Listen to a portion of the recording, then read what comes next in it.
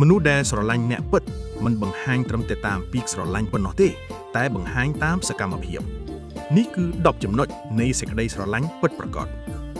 1. គេចង់ទំនាក់ទំនងជាមួយអ្នកជានិច្ចចង់ផ្ញើសារទូរស័ព្ទឬជួបអ្នកមិនមែនមានន័យថាព្រោះតែទំនេរប៉ុន្តែព្រោះអ្នកជាមនុស្សសំខាន់ 2. អ្នកជាមនុស្សដំបូងដែលពួកគេគិតដល់ពេលភ្ញាក់ពីដំណេកពេលព្រឹកមកដល់គឺឈ្មោះអ្នកនៅក្នុងចិត្តពួកគេ 3. ពួកគេសួរអ្នកថាទៅណាជាមួយនរណាមិនមែនដើម្បីគ្រប់គ្រងប៉ុន្តែដើម្បីការពារនិងខ្វល់ខ្វាយ 4. មិនថារវល់ប៉ុណ្ណាពួកគេរកពេលវេលាសម្រាប់អ្នកជានិច្ច 5. ពួកគេចូលចិត្តធ្វើអ្វីតូចៗឲ្យអ្នកសប្បាយអំណោយតូចៗមិនមែនតម្លៃធំតែបេះដូងធំ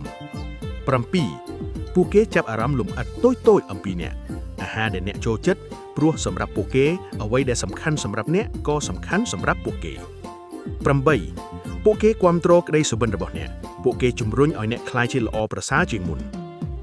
9. ពេលអ្នកសោកស្ដាយពួកគេនៅក្បែរពួកគេមិនត្រឹមតែដោះស្រាយបញ្ហាពួកគេស្ដាប់ដោយយកចិត្តទុកដាក់